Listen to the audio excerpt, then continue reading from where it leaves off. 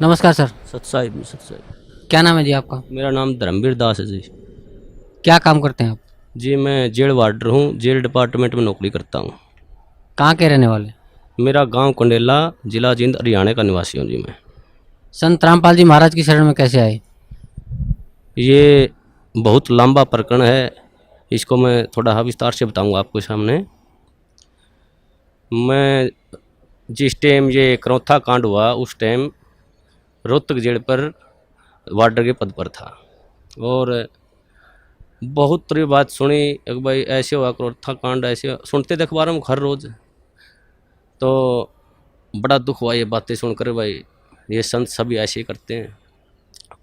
तो फिर कुछ दिन के बाद पता चला भाई संत रामपाल जी महाराज रोहतक जेल में आएंगे। तो हमारी वहाँ पर ड्यूटी थी, हमने देखा, सोचा भाई यहीं बात करेंगे, आके पूछेंगे उनसे क्या ये वास्तविक सच्चाई है। उसके बाद मेरे कुछ दोस्त थे मेरे गांव में, जिन्होंने सतगुरु रामपाल जी महाराज जी से उपदेश लिया हुआ था। तो मैंने उनके पास जाकर कहा भाई तुम्हारे गुरु जी तो ये देखो अखबारों में ऐसे आते हैं, इनके बारे में बहुत बकवास ऐसे करते हैं। वो न बोले नहीं भाई हमारे गुरु जी ऐसे नहीं करते। लेकिन मेरे विश्वास नहीं हुआ इस बात का। तो एक मेरा दोस्त जो गांव में केबल का वैसे स्कूल का प्राइवेट स्कूल है, गांव में केबल चलाता है वो, मैं उसके बाहर खड़ा होया, उससे मैंने बहुत गलत गलत बातें की उसको। अगर भाई तुम्हारे गुरु जी ऐसे करते, मैं तुम्हारे आता नहीं। उन्होंने बोला भाई एक बात बता, मेरी माँ पागल, एक्चुअल में उसकी माँ पागल थी, अपने कपड़े उतार कर फेंक देती थी।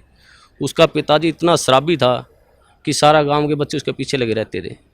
उन्होंने बोला भाई जब मेरे घर में मेरी माँ पागल से ठीक होगी, मेरा पिताजी शराब पीता था, आज एक नंबर का इंसान हो गया, मैं उस सुख को कैसे भूल जाऊँ, मैं कैसे ये कह दूँ भाई संत रामपाल जी महाराज मेरे गुरु जी के पास मतलब ये ज्ञान नहीं है, उनसे ये फ़ायदा नहीं होता, मैं मेरा जो फ़ायदा हुआ है उसको कैसे अनदेखा कर दूँ।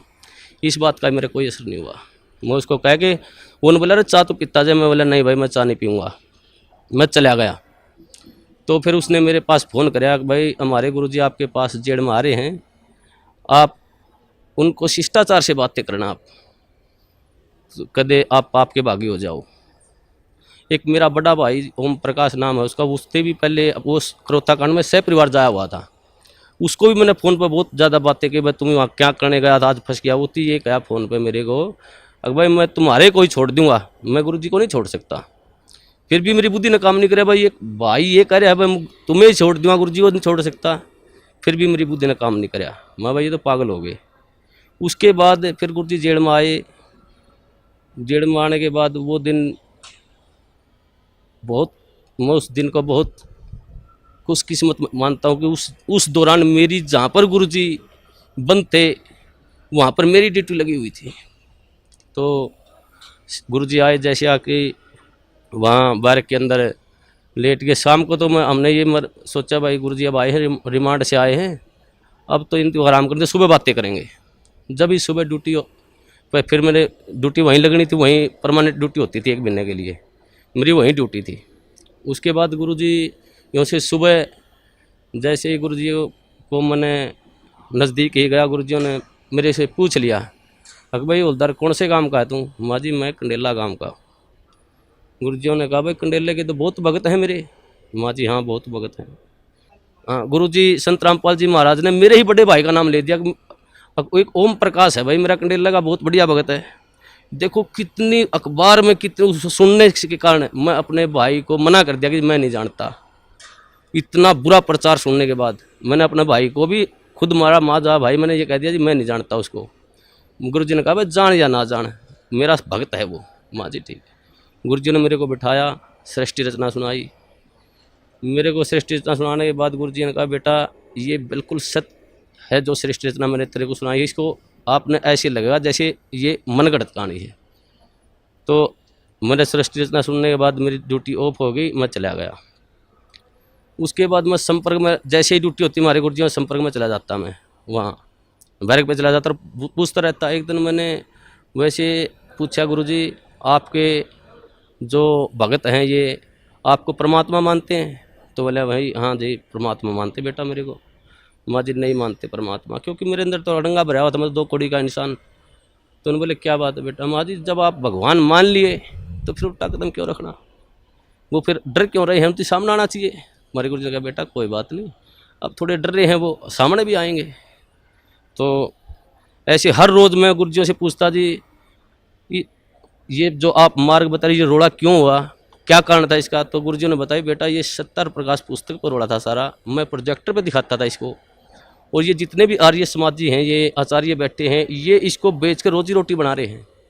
इसमें वास्तविकता कुछ लिखी हुई है और हमारे समाज को बता रहे हैं कुछ अलग। तो उस बात पे ये रोड़ा था सारा। तो मैं एक इस परोपकार का ये काम कर रहा हूँ, ये भक्ति विधि सही बता रहा हूँ। मैं कहने लगा जी इस पृथ्वी पर ऐसा इंसान कोई नहीं जो परोपकार के लिए निस्वार्थ भाव से कार्य करता हो। तो गुरुजी ने कहा बेटा ये दास है। तो उस टाइम मेरे वैसे तो मन में अड़ंगा भरा था, मेरे गुरुजी ने कही, मेरे उस बात का विश्वास माँ जी मेरे ये बात जचती नहीं। तो उन्होंने बोला बेटा जचो या ना जचो, मैं तेरे को जो बता रहा हूँ ये सत्य है। तो उस प्रभाव से मैं गांव में जो मेरा दोस्त केबल चलाता था उससे कहने लगा मैं तू कैसेट चढ़ा कर गुरुजियों ज्ञान में ज्ञान, तो तत्व ज्ञान संदेश की कैसेट थी, उसमें जैसे मैं हर रोज़ घर जाता रहा तो वो कैसेट चलवा देता।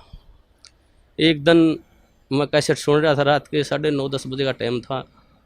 तो एक कैसेट इतनी मार्मिक कैसेट थी, उसमें मैं क्या बताऊँ, मेरे गुरुजियों के लिए मेरा हृदय फाट गया था। वो परमात्मा सतगुरुदेव उन्होंने कहा कि इस दास की जीभ कट जाए अगर झूठ बोलता हो तो मैं इस परोपकार समाज के लिए ज्ञान छुड़ा रहा हूँ। तो गुरुजियों ने वो ज्ञान सुना, मेरे भीतर में लगी वह बात, भाई ये संत ये कह रहे हैं कि दास की जीभ कट जाए और मैं कोई स्वार्थ नहीं मेरा। तो मेरे वह बात भीतर में लगी। उस दौरान फिर मैंने वो बात गुरुजियों से कही, माँ गुरुजी ऐसे ऐसे कैसेट सुनी आपकी, बहुत निर्मल ज्ञान है। फिर मेरा जो भीतर अड़ंगा भरा हुआ था वो बार बार फिर वो वापिस हटा देता था उस ज्ञान को। एक दिन रात को 2 बजे मेरी ड्यूटी थी, मैं गुरुजियों के पास गया तो गुरुजियों ने फिर बिठा के मेरे को कहा बेटा ऐसे भक्ति करनी चाहिए परमात्मा की। तो गुरुजियों ने जो सुनाया सारी भक्ति बताने के बाद कहा बेटा आज तेरे कुछ समझ में बात। मेरे मुंह से ऑटोमेटिक, वैसे मैं कहना भी नहीं चाह रहा था मेरे से, यार जी आप बिल्कुल सत्य है, आपका ज्ञान बिल्कुल सत्य है, मैं ही ऐसा पापी हूँ जो मेरे अंदर नहीं समा रहा ये ज्ञान। तो हमारे गुरुजी ने कहा बेटा अब समाएगा ये ज्ञान तेरे अंदर, अब समाएगा। उस दिन से मेरे अंदर वो ज्ञान बिल्कुल भीतर समाने, जो गुरुजी कहते सारा समाने लग गया। एक दिन जैसे ही गुरुजी ऐसे घूम रहे थे, मैं भी वहाँ पर बैठा, जब लोग मैंने उपदेश नहीं लिया था, मैं वैसे ज्ञान सुनता था मैं। तो एक भक्त ने एक जैसे मुलाजिम आया, वो मेरे साथ का साथ थी, उसने आते ही गुरुजियों से कहा, हंसते हुए कहा अक जी आपको तो मिट्टी में मिला दिया। हमारे गुरुजी ने कहा हाँ बेटा मिट्टी में मिला दिया भाई। लेकिन ऐसा उदाहरण दिया हमारे गुरुजियों ने एकदम से सटीक, भाई जमींदार 40 किलो अन्न मिट्टी में मिलाता है, 70 मन उठा के ले जाता है वहाँ से। वैसे तो इस पृथ्वी पर संत आता वो जेड़ मारना नहीं चाहिए वैसे तो, लेकिन इस संत को, इस दास को याद कराया करेंगे कि उन दुष्ट आचार्यों ने अपनी रोजी रोटी के लिए ऐसे संत को जिसकी आंखों में बिठाकर पूजा करनी चाहिए उसको जेल में डलवा दिया। ऐसा मार्ग जो पृथ्वी पर संत जनापा जी महाराज जी चला रहे थे, उस मार्ग को लगभग 2.5 वर्ष के लिए बंद करवा दिया। ऐसा मार्ग, हे परमात्मा, ऐसा गुरुजियों से वहाँ देखता, जो गुरुजियों पर आरोप लगाए गए, ऐसे आरोप इंसान पागल होकर मर जाए, ये तो समर्थ परमात्मा है। इन्होंने तो वहाँ पर इतनी भी शकीन नहीं थी इनके, हर बार ऐसा निर्मल ज्ञान, ऐसा प्यारा ज्ञान। फिर उसके बाद हम गुरुजियों से मैं कहता हूँ गुरुजी नाम उपदेश दो दास को। तो मेरे गुरुजियों ने मेरे को मना कर दिया कि बेटा अभी नहीं, आप और थोड़ा समझो ज्ञान को, और थोड़ा ज्ञान को समझो, उसके बाद लेना गया आप उपदेश। मैं घर जाता कैसेट चलवा लेता, मेरे जो दोस्त था उससे, भाई कैसेट चला गुरुजियों की, वो कैसेट मैं सुनता रहता। तो जैसे मेरी भक्तमती थी, मेरी घरवाली थी, वो मैं बाहर जाता तो ऑफ कर देती चैनल को, दूसरा लगा। मैं कहता जी आप इसको बंद मत करो, ये मैं सुनता हूँ, आपने नहीं सुनना तो आप आराम से वो करो। तो मैं हर रोज़ सुनने लग गया गुरुजियों का ज्ञान, तो वो मेरे भीतर समाता गया। उसके पश्चात कई बार गुरुजियों से वहाँ पर जेल के अंदर, जैसे मैं गुरुजियों से बताता गुरुजी आपके ये सत्संग सुना मैंने, तो गुरुजी फिर दोबारा बताते मेरे को। तो ऐसे होते होते लगभग 6 महीने चले गए और 1 साल से ऊपर लगभग 1.5 साल गुजर गया। फिर मैंने, मेरी ड्यूटी प्रशासन ने मेरे को क्या कराया कि ये तो संत रामपाल जी को मिलने जाता है, इसकी ड्यूटी बाहर लगा दो जेल से। मेरी ड्यूटी बाहर लगा दी गई। बाहर लगाने के बाद अंदर मेरे को जाने नहीं दें, ज्ञान और नाम उपदेश मेरे को मिला नहीं। एक दिन वैसे गुरुजी, सोमवार का दिन था, 24 अगस्त को 2 बजे गुरुजी मुलाकात पर आए हुए थे। उन्होंने आने के बाद मैं जैसे ही मौका लगा कर डोडी में चला गया और मैंने ऐसे गुरुजियों की तरफ ऐसे आदर भाव से प्रणाम किया। गुरुजी ने इशारा कर दिया मेरी तरफ, बेटा इधर आ जाए। मैं चला गया। जाते ही परमात्मा ने, सतगुरुदेव रामपाल जी महाराज ने मेरे को नाम उपदेश दिया और कहा बेटा बाहर जल और मिश्री ले लेना, भक्तों को कह देना। वो दिन है, मेरे को उस दिन से ऐसे नाम उपदेश मिला। तो हमारे नाम उपदेश लेने के पश्चात जो प्रशासन था, जेल प्रशासन, सभी मुलाजिम, सुप्रिटेंडेंट, सभी हमारे खिलाफ, 2-4 और दोस्त थे मेरे साथ, कई और दोस्त थे जिन्होंने साथ में नाम लिया था। तो प्रशासन खिलाफ हो गया। उन्होंने एक दिन हमारे को बुलाया और कहा भाई आप वर्दी में लेटते हो, यहाँ उस रामपाल के चरणों में पढ़ते हो, आप यहाँ पर सारा प्रशासन ये महसूस करते हैं, बेइज्जती महसूस करते हैं। हमने कहा जी परमात्मा की बातें हैं, हम तो कौन कहने वाले हैं। परमात्मा ने की दास है, सतगुरुदेव रामपाल जी महाराज की दास है। मैंने जेल सुप्रिटेंडेंट को कहा जी आप जिस वक्त ड्यूटी पर आते हो आप परमात्मा को मानते हो? तो वो कहने लगे जी मैं मानता हूँ। उस सुप्रिटेंडेंट को मैंने कहा जी आप जब घर से आ रहे हो तो रास्ता मंदिर पड़ता हो तो आप वहाँ झुको नहीं गए, उसके प्रणाम नहीं करोगे? जी बोले भाई मैं करके आऊँगा प्रणाम। तो मैंने कहा जी हमारे तो परमात्मा सतगुरु रामपाल जी महाराज है, मंदिर भी हमारे, तो ये सब कुछ ही है जी, हम नहीं रुक सकते जी, हम प्रणाम करेंगे ही करेंगे। आप हमारे को सस्पेंड करो, डिसमिस करो, कुछ भी करो। तो उन्होंने बोले भाई ठीक है, तुम नहीं मानते तो करते रहो। तो ऐसे ही सारा प्रशासन का ये सिस्टम चलता रहा जी। उसके पश्चात जिस टाइम ये क्रोथा कांड हुआ, उसके पश्चात जब ये क्रोथा कांड हुआ था, हमारे पास डीसी ऑफिस से और एसपी ऑफिस से 2-4 मुलाजिम आते थे जेल पर, वहाँ पर पुलिस के। तो हम उनसे पूछते थे भाई वहाँ पर क्रोथा कांड ऐसे हुआ, आप वहाँ थे, मौजूद थे वहाँ पर? वो कहते थे भाई हम वहाँ पर मौजूद थे, ये बातें सारी सच्चाई हैं। तो ऐसे वो हमारे को बता करते कि दोस्तों साथ में उठते बैठते खाते पीते थे वहाँ पर। फिर जब हमें ज्ञान हुआ, गुरुजियों ने बताया भाई ये सौदा अलग था, सत्यार प्रकाश का रोड़ा था, सच्चाई ये है। तो फिर हम उसे बहस करने लगे, भाई तुम वहाँ बताओ वहाँ पर ऐसे हुआ था और ये गुरुजी बता रहे हैं ऐसे, सच्चाई है ये। तो एक दिन मैं उनसे ऐसे बहस कर रहा था, भाई तुम झूठ बोलते हो। फिर एक मुलाजिम ने मेरे को बताया, बोला भाई सत्य है, हम उस टाइम झूठ बोलिया कर दे, ये सच्चाई नहीं, सच्चाई जो तुम बता रहा है ये है सत्य। जब मन में आए परमात्मा, ए सतगुरुदेव ऐसे जुल्म ढाए उन दुष्टों ने, फिर भी ये समाज, फिर भी देखो कितने झूठ, एक दोहरा रोटी खाने वाला आदमी झूठ बोल रहा है, हम झूठ बोलिया कर दे एक भ्रमत करने के लिए। तो उस दिन से फिर वहाँ से फिर मैं पक्की जद्दल में जज की भाई ये सारा जो समाज है झूठ है, गुरुजी जो कह रहे हैं वो बिल्कुल सत्य है। उसके पश्चात हम गुरुजियों के साथ रहते थे, जाते थे, प्रणाम करते थे। प्रशासन हमारे खिलाफ हो गया, प्रशासन ने हमारे ट्रांसफ़र करवा दिया अम्बाड़ा, भाई तुम अम्बाड़ा चले जाओ कहने लगे वो।